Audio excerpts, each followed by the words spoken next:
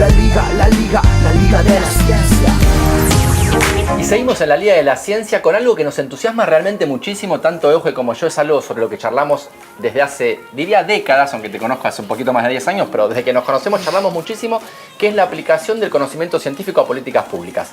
Nos entusiasma muchísimo que recientemente el Gobierno Nacional creó la unidad de Ciencias del Comportamiento y Políticas Públicas. Así es, la unidad va a funcionar bajo la Dirección de Asuntos Estratégicos y lo tenemos a Iván Budassi, que va a dirigir esta empresa realmente importantísima, esta unión del conocimiento aplicado a las políticas públicas, donde pequeños cambios de bajo costo pueden tener grandes consecuencias para el bienestar de toda la sociedad, y estamos acá con Iván para charlar sobre eso. Muchas gracias por la invitación. Ustedes dicen década, y la verdad yo empecé con esto en el 2002.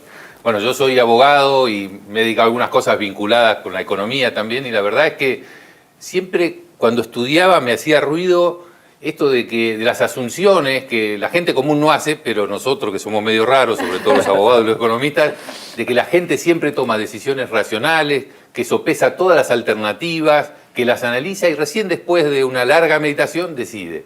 Claro. Y lo que hace la ciencia del comportamiento, el campo que nos abrieron, es que la verdad es como todo el mundo piensa que es a veces tomamos decisiones irracionales, es decir, nos sopesamos todas estas alternativas, que a veces nos comportamos en base a estereotipos que, bueno, que nos limitan en lo que podemos pensar o en que nos abrimos a pensar. O tenemos sesgos.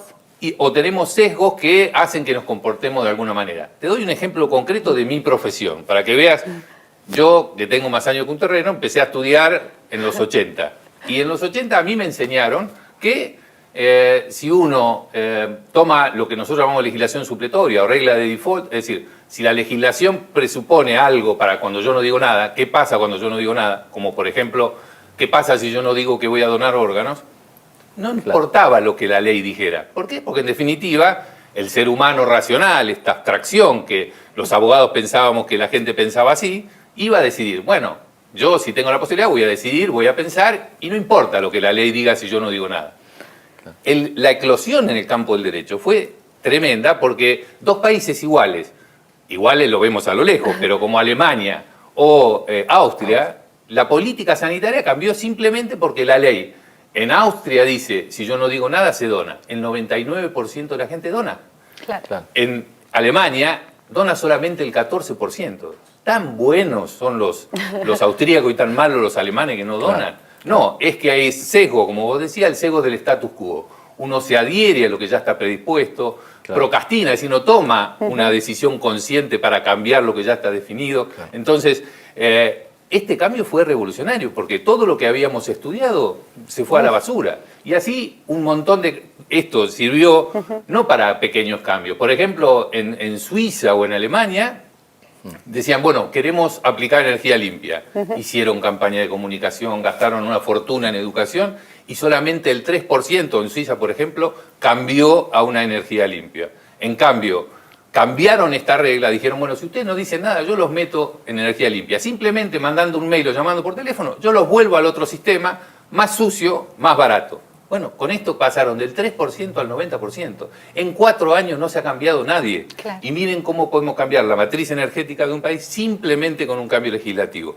Y así, el otro punto que es central en esto, la interdisciplinaridad. Total. Nosotros los abogados tenemos que cambiar y también otras profesiones tienen que adecuarse a esta realidad que ya a esta altura es más que evidente. Y de hecho formar una red de expertos y expertas, ¿no? Donde ahí hay personas que vienen del campo de la neurociencia, de las ciencias políticas, de la psicología. De la administración pública, porque la verdad que es en este contexto difícil decir que uno no para de tener satisfacciones, pero cuando nosotros abrimos a una convocatoria para que todos los que les interese vinieran, pensamos que iba a ser 30 personas que nos conocíamos. Ya tenemos más de 180, es una red muy activa, trabajamos con Slack y alguna otra herramienta tecnológica, pero también nos reunimos con cierta regularidad y con ellos decidimos algunas líneas de acción. Primero, ellos estuvieron de acuerdo en crear esta unidad. Bien. Hay ya más de 200 unidades en el mundo. Todos los organismos internacionales lo ven esto con mucho entusiasmo, porque son medidas que tienen mucha efectividad y sobre todo que son baratas. Claro. Es pensar la realidad. Y también yo creo que el otro cambio revolucionario en la administración pública es algo que ustedes, los más nerds de las ciencias duras, hacen siempre y que nosotros no nos acostumbramos, que es aprobar. probamos, Claro. miramos, contamos, pesamos, Claro. vamos a ver cómo anda y después desembarcamos con la infantería de la administración pública si anda. Y si no anda, probemos otra cosa. Pero Claro. son como dos cambios. Primero, esto de no tomar este modelo abstracto de la gente que siempre piensa. Y segundo, probar antes de Claro. gastar plata, antes de hacer una gran política pública. Creo que esto en la administración pública es revolucionario. Inclusive un efecto, siempre uno habla de la pandemia con mucho cuidado, pero algo bueno, si se quiere, que hubo una transformación, fue que hay un mayor conocimiento de lo que son los ensayos controlados y aleatorizados, ¿no? Y creo que un poco lo que estás contando tiene que ver con eso, con llevar ese tipo de estudios científicos a la política pública, que no sea solamente política en relación a una vacuna, sino también, por ejemplo, probar de forma controlada y aleatorizada si una política en educación o una política En alimentación. en alimentación o de financiamiento, por ejemplo. Creo que hubo algunos casos, tal vez nos puedes contar, Bueno. de haciendo ese tipo de metodología que es más propio de las ciencias duras, pero aplicarlas al comportamiento humano y ver qué funciona y qué no como política pública, ¿no? Claro, es súper interesante esto porque si ustedes que están en la ciencia dura, si los físicos ya dicen que hay probabilidades, imagínense nosotros que trabajamos con personas. Entonces, a ver cómo impacta esto en realidad en las personas. Hay una política pública muy interesante que ahora el Estado ha tomado con fuerza, que es el plan egresar. Muchos chicos, Sí. más de 400.000, han dejado el secundario dudando solamente 3 materias. Qué picardía, diría mi abuela, digamos. ¿Cómo no van a terminar? En buena Pero- medida fruto de la pandemia.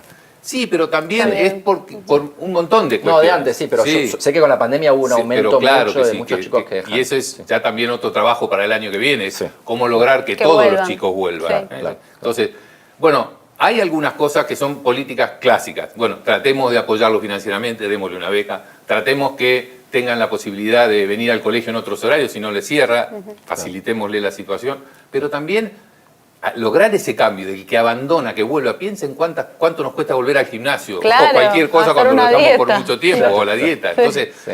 esto implica que le tenemos que dar un mensaje diferenciado. ¿Quién conviene que lo llame a esta persona? ¿Que lo llame la directora del colegio del que se fue? ¿O quizá Un algún amigo. compañero que consiguió trabajo? Y aparte de este tema de vencer los prejuicios. Se ha probado en muchos lados que la gente por ahí no le gusta recibir consejos, pero sí le gusta darlos. Entonces, vayamos a buscar a esos chicos que han conseguido trabajo, que le han pedido el certificado del secundario, para que llamen a sus compañeros. Bueno, son estas pequeñas cosas que es Claro. probar, testear, ver cómo funcionan las políticas tradicionales, pero también como nuestros ensayos, como decías vos, aleatorizados, digamos, donde uno ve qué pasa donde no se aplica esto y qué pasa cuando lo aplica, bueno, ver qué resultados dan. Y eso hay que ser un poco humilde también, que creo que a nosotros por ahí de la administración pública nos cuesta a veces, porque uno dice, bueno, piensa directamente, bueno, hay que arreglar algo, ponemos plata o lo castigamos o Sí. usamos las herramientas tradicionales. Abramos la cabeza y veamos que aparte de eso hay ahora un nuevo set de herramientas que nos pueden ayudar. Iván, espectacular y además qué importante que lo comuniques, ¿no? Que sepamos de esta herramienta, que bueno, hay un libro que se llama Nudge, ¿no? Uno Muy de estos famoso. libros El pequeño fundacionales. empujón en criollo ese. Pequeño empujón, ¿no? Es como que a veces las personas necesitamos un pequeño empujón para que estemos mejor. El que quiera hay 2 libros básicos. Uno se llama Pensando rápido y despacio, de Kahneman, un premio Nobel. Es muy interesante eso, porque el primer Nobel de economía que Dado no a un tenía ninguna psicólogo. formación de economía fue un psicólogo, que era Kahneman en el año 2002, justo cuando a mí me tocó empezar a trabajar en estos temas, que cambió esta visión desde afuera, digamos. Entonces, por eso, el trabajo interdisciplinario, probar, saber que la gente a veces dice cosas y hace otras, bueno, creo que esto es algo que tenemos que aprender todos. Espectacular, Iván. Muchas gracias por venir a la Liga de la Ciencia. Gracias por el Muchas espacio. gracias.